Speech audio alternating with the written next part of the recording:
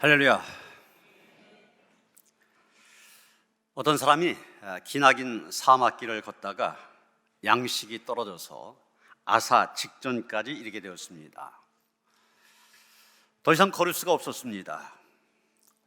탈진해서 금방 쓰러질 것 같았는데 눈앞을 봤더니 커다란 자루가 하나 놓여 있었습니다. 혹시 여기에 먹을 것이 없나 뒤져보았더니 먹을 것은 없고 값진 진주와 보석들이 그 안에 가득 있었습니다. 그래서 사람들이 그렇게 좋아하는 진주와 보석들, 그러나 지금 이 사막에서 먹을 것을 찾는 이 사람에게는 그 진주와 보석이 그에게 기쁨을 줄 수 없었습니다. 왜냐하면 그가 지금 찾고 있는 것은 허기진 배를 채워줄 양식이었기 때문입니다. 진주가 아니었습니다. 사막 한가운데서 배고픈 그에게 있어서 진주와 보석이라고 하는 것, 아무리 사람들이 좋아하고 값진 것이지만 아무 소용이 없는 것이었습니다. 여러분, 우리는 이 이야기 속에서 우리 인간이 처한 영적인 현실을 볼 수 있어야만 됩니다. 이 땅을 살아가는 동안 우리에게 정말 필요한 것이 무엇입니까? 세상의 것, 세상의 쾌락이라든지 재물이라든지 명예라든지 권력, 그겁니까? 아닙니다.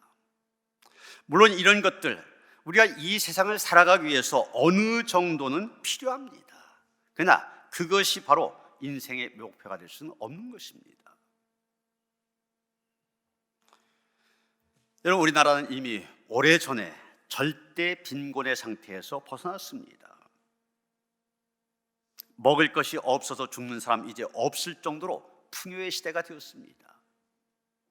여기 앉아계신 어르신들 가운데 6.25 직후의 얘기 많이들 하시죠. 먹을 것이 없어서 산에 올라가 소나무 껍질을 벗겨 먹고 그로 인해서 배탈이 나고 이랬던 얘기 많이들 하시잖아요. 옛날에 먹을 것이 없어서 굶어 죽는 사람도 있었습니다. 그러나 지금 그런 시대는 아닙니다. 오히려 음식물 쓰레기가 남아 돌아가요. 국내에서 발생하는 음식물 쓰레기 양만 해도 1인당 약 300g, 전국적으로는 하루에 14,477톤 하루에 생기는 음식 쓰레기가, 이걸 처리하는 비용만 해도 1년에 연간, 그러니까 1년 동안 2조 원이라고 하는 막대한 비용이 들어간다는 겁니다. 전 세계적으로 볼 때도 매년 약 40억 톤의 식량이 생산되고 있는데 그 중에 9억 3천만 톤이 음식 쓰레기로 버려지고 있다고 합니다. 여러분, 먹을 것이 없는 것이 아닙니다. 너무 많아서 남아 돌아서 음식 쓰레기 치우는 비용이 엄청난 거예요. 먹을 것이 없어서 굶어 죽는 그런 시대가 아닙니다. 그런데도 불구하고 사람들에게 가장 기본적인 욕구라고 하는 먹을 욕구가 채워졌는데도 불구하고 사람들은 여전히 불안해하고 근심하며 낙심합니다. 왜 그러냐? 아모스 선지자가 이것에 대한 대답을 분명히 하고 있습니다. 양식이 없어 주림이 아니며 물이 없어서 가람이 아니요 여호와의 말씀을 듣지 못한 기갈이라. 아모스 선지자는 인간의 영적인 현실을 정확하게 진단하고 있습니다. 그렇습니다.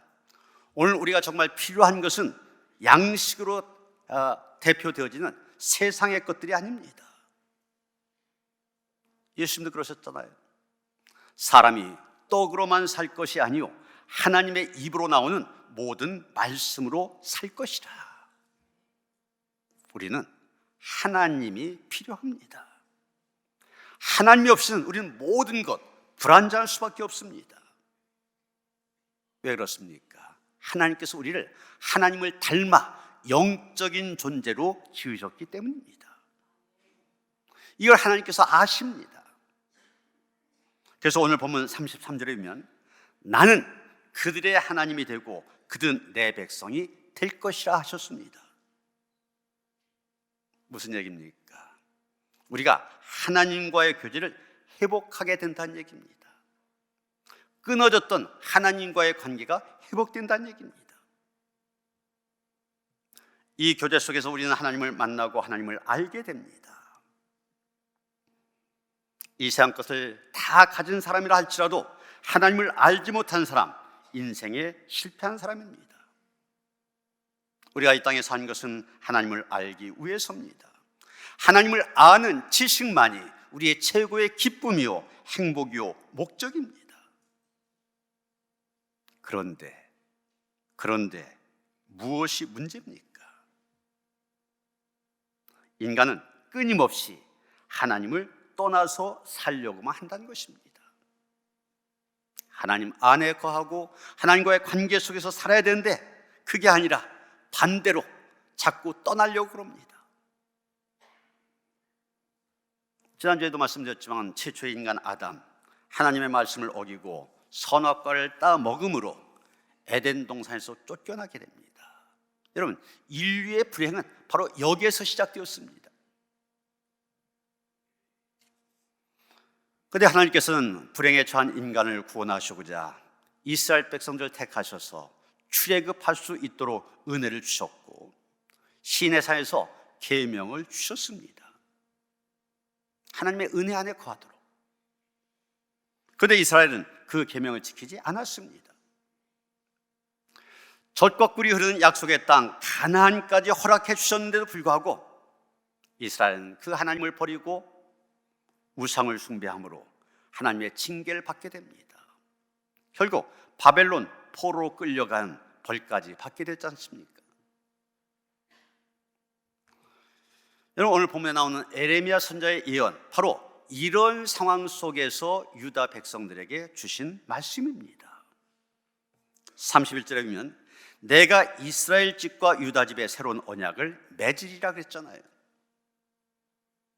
지금 이 시대의 시대적인 배경을 보면은 그 당시 남왕국 유다 상당히 위급한 상황이었습니다. 그 당시 최강대국이라고 하는 남쪽엔 애굽, 북쪽엔 바벨론, 유다를 가운데 두고 두 나라가 세력 갈등을 일으키고 있습니다. 애굽에 먹히지 않으면 바벨론에 의해서 유다는 패망할 것이 뻔했습니다. 이런 위기의 상황 속에서도 유다의 왕이라든지 집권 세력들, 나라를 지키기 위해 아무런 대책을 세우지 못하고 있었습니다. 외교적인 노력도 기울이지 못하였고 강한 군사력도 갖추지 못했습니다. 여러분, 원래 이스라엘이나 유다 백성들 하나님께서 지켜주셨던 백성입니다. 출애굽 때부터 시작해서 광야 40년을 거쳐 가나안에 정착하여 나라를 건설한 과정, 모든 과정 속에 하나님의 도우시는 손길이 있었습니다. 하나님의 도움으로 이루어진 백성입니다. 그렇다면 어떻게 살아야 됩니까? 하나님만 바라보며 믿음으로 살아가는 백성들, 즉 신앙 강국을 이루어야 될 사람들입니다. 그런데 그들은 하나님을 떠나서 타락하고 있었습니다. 지금 나라가 풍전등화의 운명에 처했는데도 집권자들 위기의식을 갖지 않은 채 권력욕에만 빠져 있었습니다. 에레미야 선지자 당연히 그들에게 나라의 위기를 예언했습니다. 그러나 듣지 않았습니다. 그런 현실을 보는 에레미야 답답해했습니다. 그때 하나님께서 에레미야에게 말씀하십니다. 오래전 이스라엘과 맺은 옛 언약이 있는데 그 언약을 갱신하고 새로운 언약을 맺겠다 말씀하신 겁니다. 바로 32절 말씀입니다. 이 언약은 내가 그대의 조상들의 손을 잡고 애굽 땅에서 인도하여 내던 날에 맺은 것과 같지 아니할 것은 내가 그대의 남편이 되었어도 그들이 내 언약을 깨뜨렸습니다. 이 말씀은 하나님께서 왜 새 언약을 맺으셔야만 하는지를 얘기하고 있습니다. 이건 다른 거 아닙니다. 왜 하나님께서 새 언약을 맺으시려고 하느냐? 이스라엘 백성들이 옛 언약을 깨트렸기 때문입니다. 옛 언약이 무엇입니까? 시내 산에서 맺은 언약입니다. 하나님께서 이스라엘 백성들에게 십계명을 비롯한 율법을 주시면서 너희가 이 계명을 지키면 나는 너희의 하나님이 되고 너희는 내 백성이 되겠다. 이게 옛날 언약입니다. 그리고 이 언약을 통하여 하나님은 그들의 신랑이 되었고 이스라엘은 하나님의 신부가 되었습니다.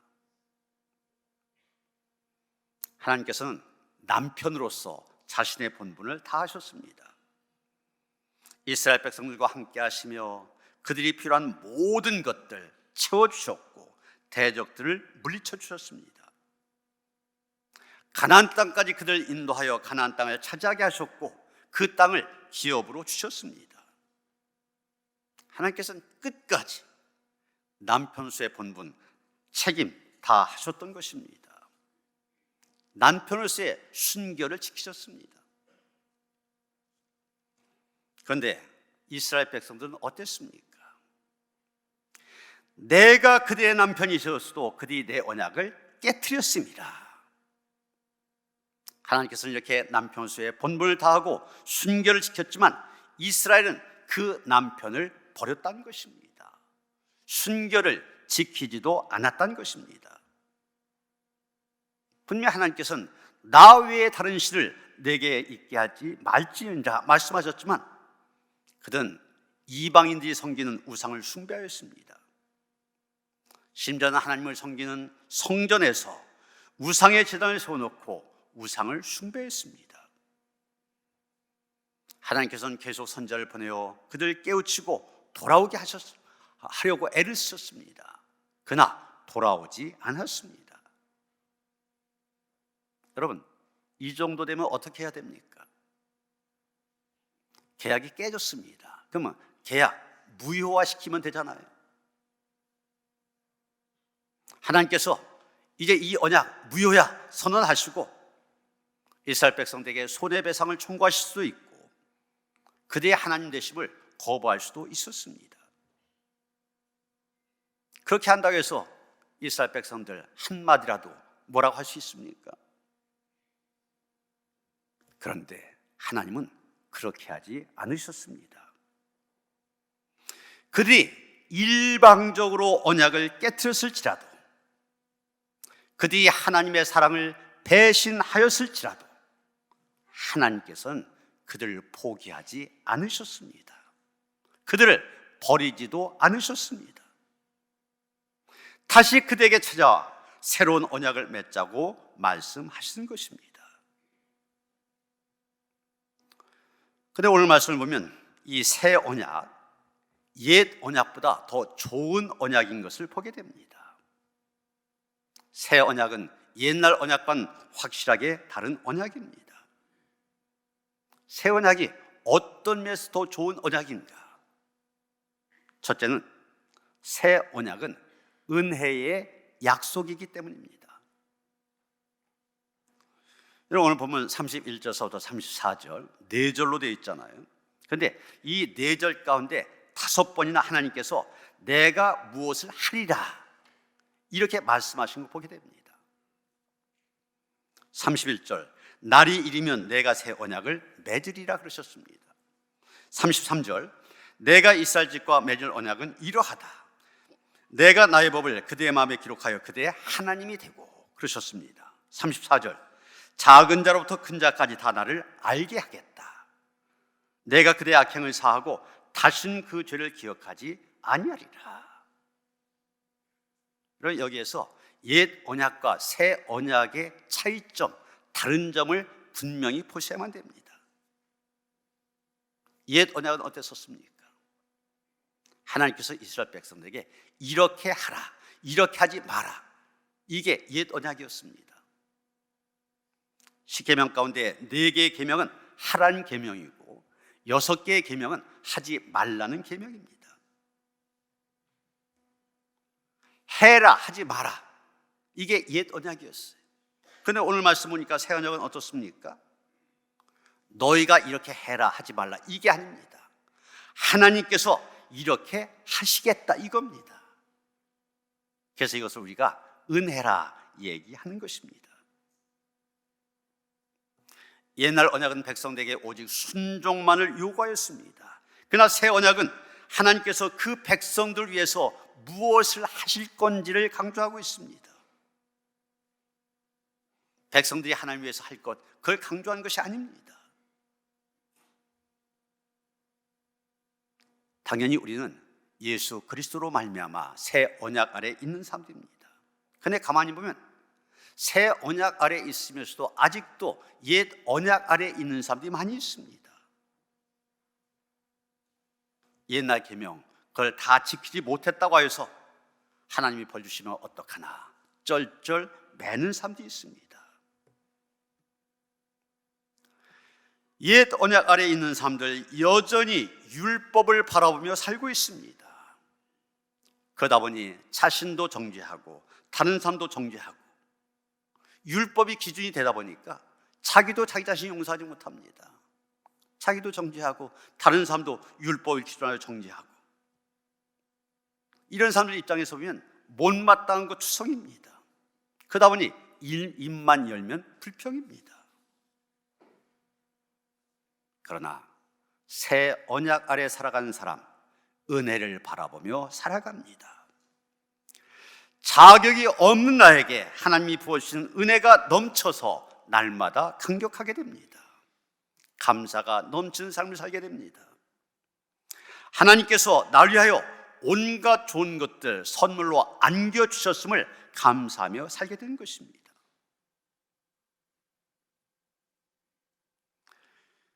미국에 매튜 프린스라고 하는 목사님이 계셨었는데 그 딸이 수재입니다. 그리고 의과대학에서 공부를 하였습니다. 그녀는 학교를 졸업하고 아프리카에 가서 2년 동안 의료 봉사를 하였습니다. 자기가 계획했던 대로 2년간의 봉사를 잘 마치고 이제 귀국하게 되었습니다. 귀국한 날 목사님 네 분이 뉴욕의 항구에서 배를 기다리고 있었습니다. 드디어 배가 도착하고 딸이 배에서 내려오는데 어떤 아프리카 사람, 검은색의 아프리카 사람의 부축을 받으면서 내려오는 것이었습니다. 그 아프리카 사람 이렇게 보니까 개화된 사람 같지가 않았습니다. 복장도 형편이 없었고 뼈로 만든 목걸이를 걸고 기다란 코걸이까지 하고 있었습니다. 딸이 그 아프리카 사람을 소개합니다. 엄마 아빠, 이 사람이 제 남편입니다. 어머니의 사위입니다. 우리는 며칠 전에 결혼했습니다. 어머니가 그 말 듣고 기절해버렸습니다. 프린스 목사님도 큰 충격을 받았습니다. 그러나 곧 정신을 차리고 부인이 깨어나자 부인에게 이렇게 말합니다. 우리 인정하고 받아들입시다. 인간의 자격이 무슨 큰 문제이겠습니까? 하나님은 우리같이 자격 없는 사람들도 다 사랑하고 인정해 주시고 받아주시지 않으셨습니까? 우리도 받아줍시다.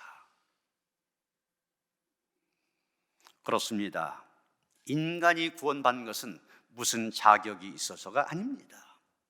어떤 공로가 있어서도 아닙니다. 노력으로 되어진 것도 아닙니다. 오직 하나님의 은혜, 하나님의 사랑하심이 있었기 때문에 가능한 것입니다. 하나님께서는 인간의 연약함으로 인하여서 율법의 요구 감당할 수 없음을 아셨습니다. 그래서 예수 그리스도를 보내셔서 십자가에서 다 감당하게 하셨습니다.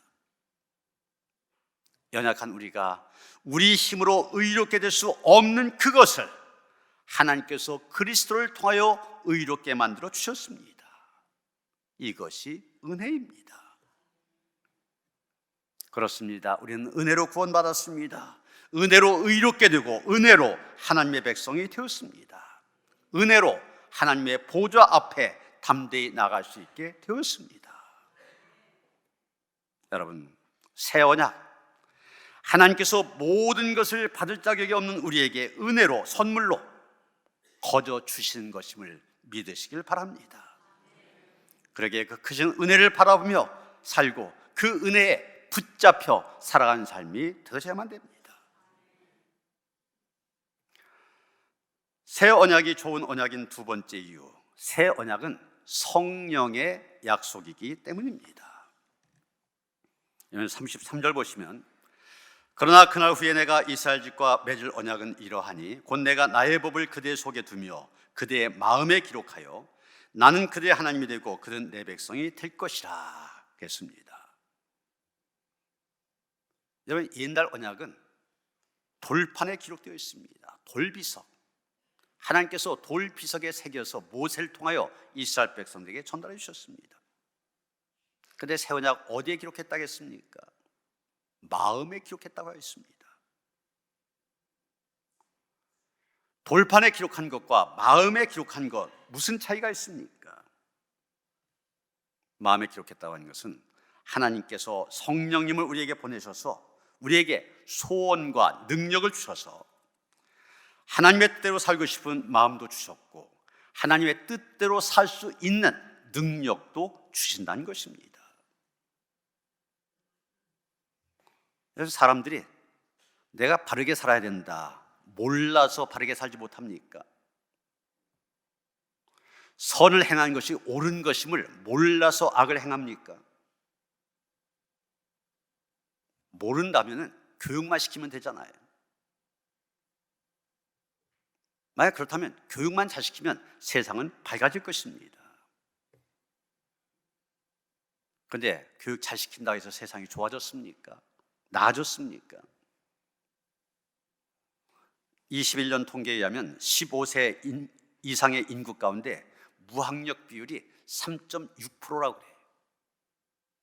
아주 연세 드신 분들 조금 빼놓고는 다 학교 다니면서 공부 다 했다는 얘기입니다. 교육 수준 옛날에 비해서 굉장히 높아졌습니다. 그런데 교육 수준 높아졌다 할지라도 대학 졸업하는 사람도 많아지고 박사도 많아지고 그렇지만 범죄는 더 지능적으로 발달하고 있습니다. 안 좋은 것도 또 나름대로 더 발전이 되고 있어요.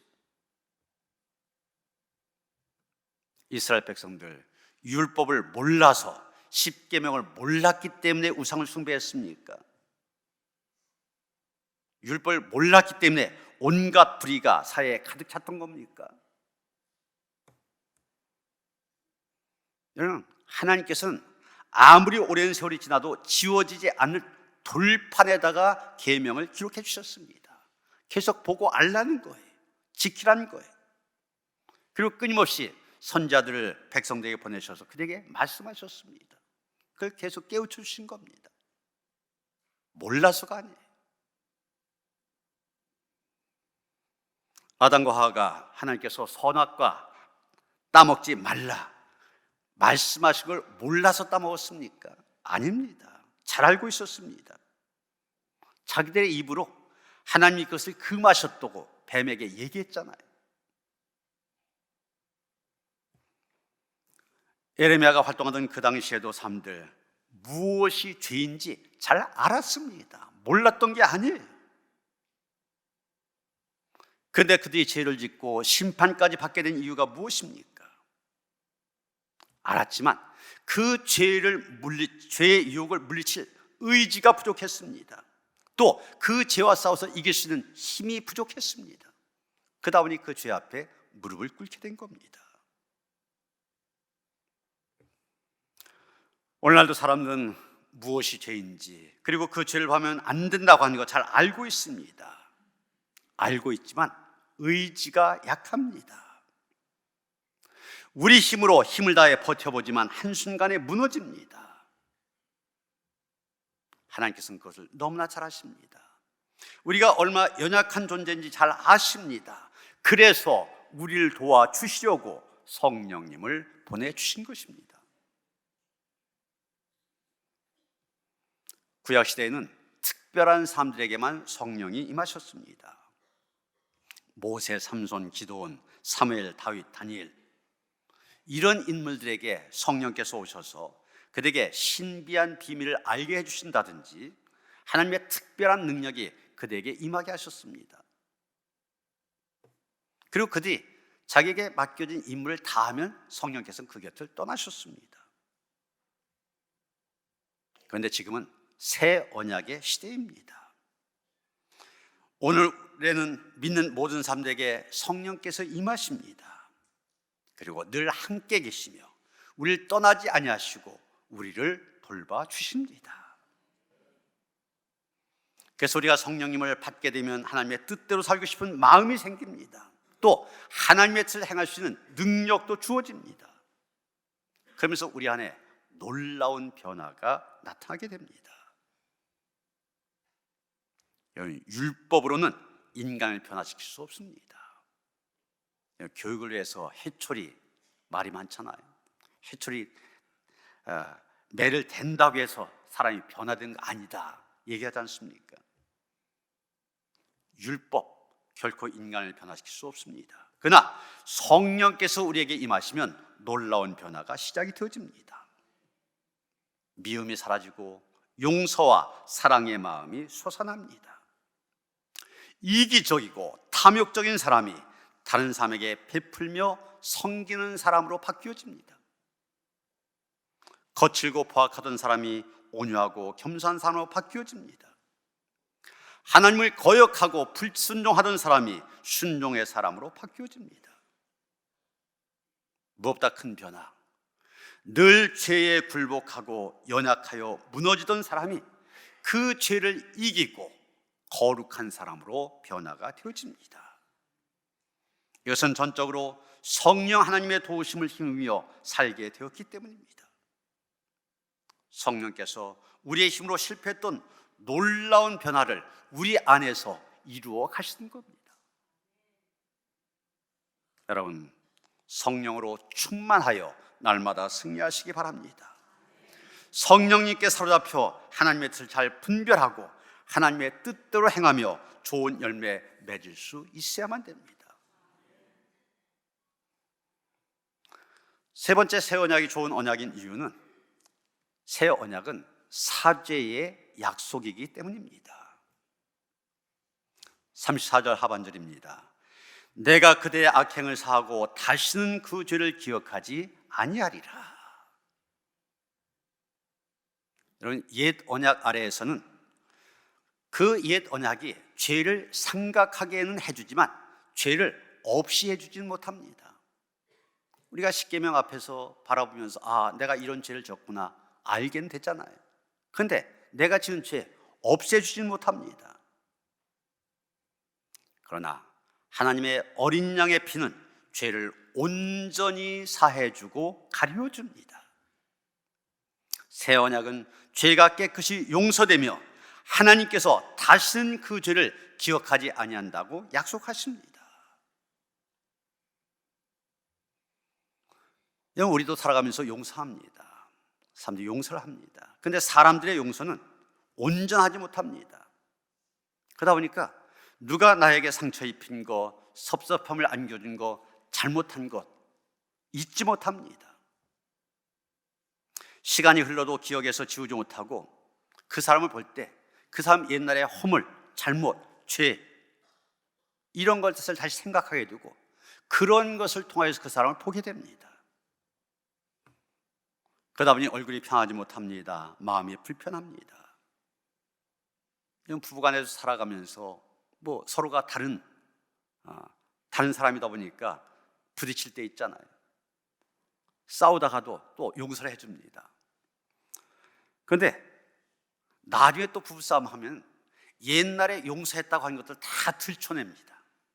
그 얘기 또 하고 또 하고 그 다음에 싸움이 더 커져요. 사람들이 용서한다고 하지만 그렇습니다. 그런데 사람들이 그런 식으로 용서하다 보니 하나님도 우리가 똑같은 줄 알아요. 하나님이 용서한다고 하셨지만 나를 과거의 허물과 죄 많은 사람 그 모습으로 나를 바라보시겠지. 하나님의 온전한 용서를 믿지 못하고 자꾸 의심합니다. 그래서 죄책감에 시달리는 사람들이 많이 있습니다. 조그만 어떤 문제가 생겨도 내가 지은 죄에 대해서 벌 받는 건 아닐까 가슴이 철렁합니다. 그런데 하나님께서 말씀하십니다. 내가 그대의 악행을 사하고 그대의 죄를 기억하지 아니하리라. 그렇습니다. 우리의 모든 죄의 형벌 예수께서 십자가에서 대신해서 다 받으셨습니다. 우리의 모든 죄 다 용서받았습니다. 하나님의 기억에서 우리가 행한 모든 죄 완전히 지워졌습니다. 그래서 하나님께서 지금 우리를 바라보실 때 의롭고 거룩하게 새롭게 창조된 피조물로 아름답게 보십니다. 미국의 잭슨 대통령 시절의 이야기입니다. 한 죄수가 대통령의 특사를 받아 석방하게 되었는데 자기는 내가 지은 죄에 대해서 벌을 더 받아야 된다 그러면서 그 특사를 거부했습니다. 그랬더니 그 당시 변호사들 간에 유명한 법률 논쟁이 벌어졌습니다. 그 주제는 그겁니다. 본인이 거절한 경우 그 특사령이 될 수 있느냐, 이런 문제였습니다. 그 특사령의 효력을 발휘할 수 있느냐. 심도 있는 토의 끝에 나온 결론은 특사령은 본인이 수락해야만 특사령이 될 수 있다, 이런 결론이었습니다. 받아들여야만 합니다.